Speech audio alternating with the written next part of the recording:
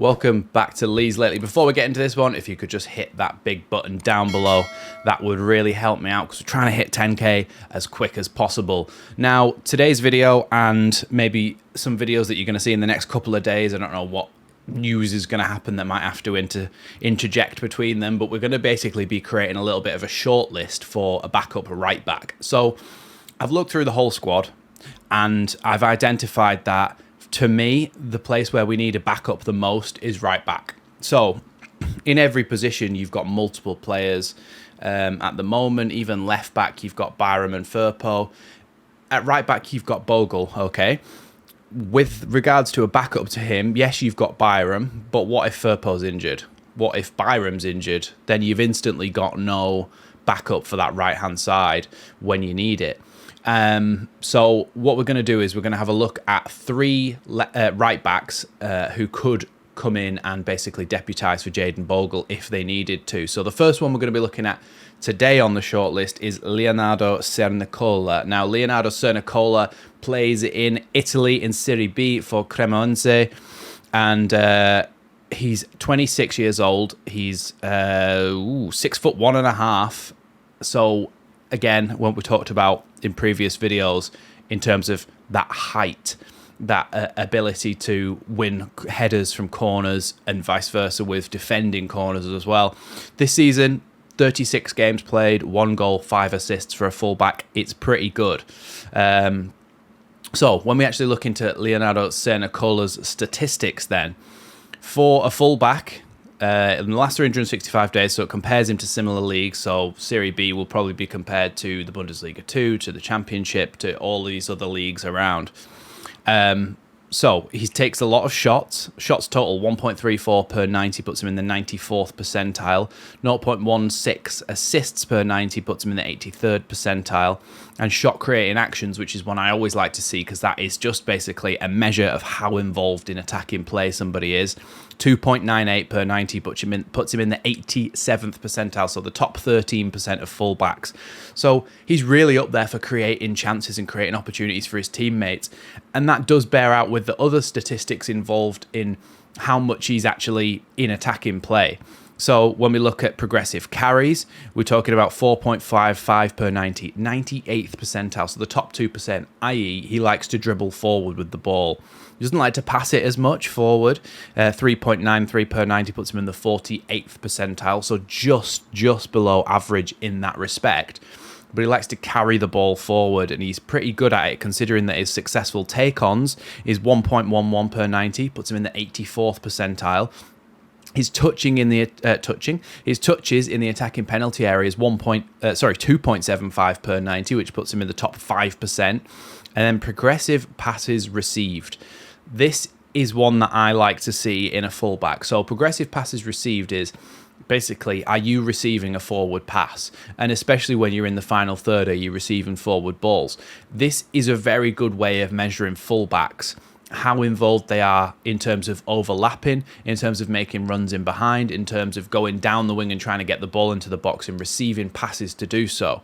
So when somebody like Leonardo Sernicola is in the 97th percentile with 8.28 progressive passes received per 90, it makes me stand up and listen, because I do feel like with these fullbacks, like I say, it's a really good measure of how involved they are going forward.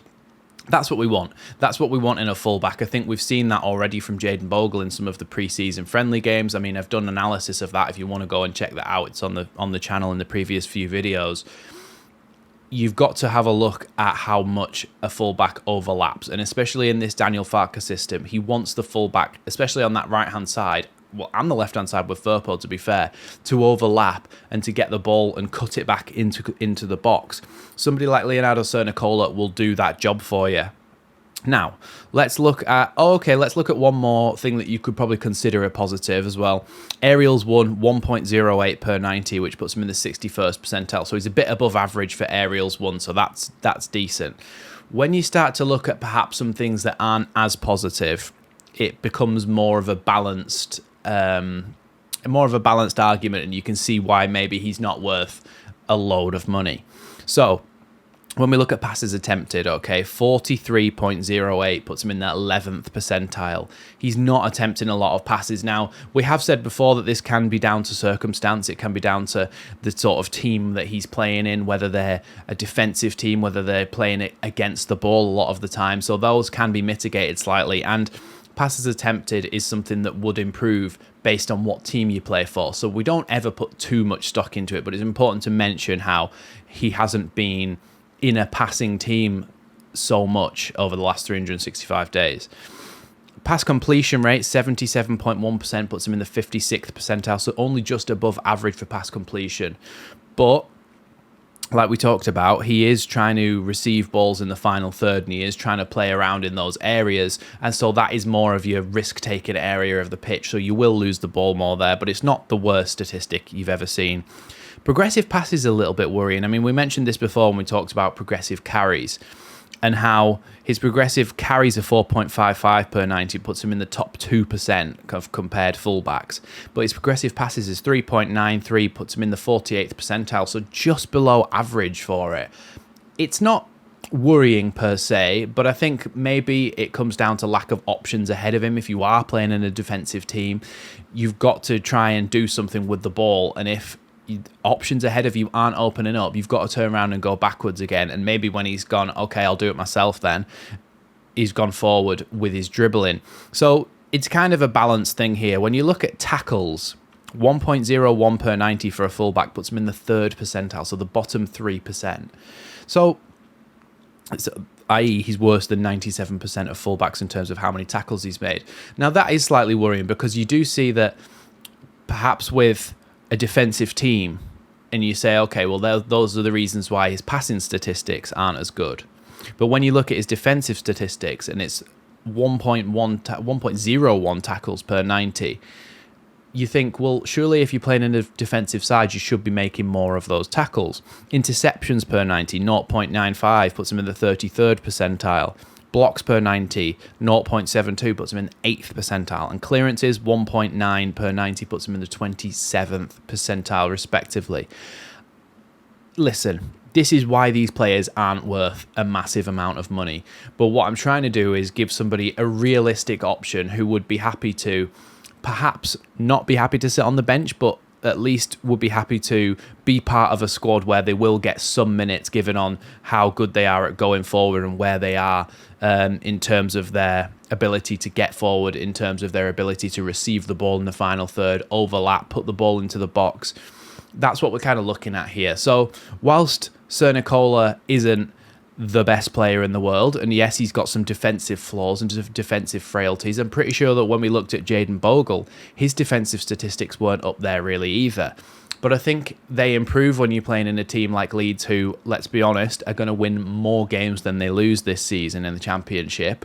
Those statistics start to climb up and you start to get a more balanced image of a player. But I think if you just look at what's on the surface level, the raw components needed for a decent fullback, I think he's got those. The only thing that is putting me off this one slightly is his age. Now, if Jayden Bogle was 30 or 28, 29, and he was an experienced fullback, you'd go, okay, then somebody who's 26 or just about to turn 27, maybe they'd be happy to sit on the bench and wait their turn.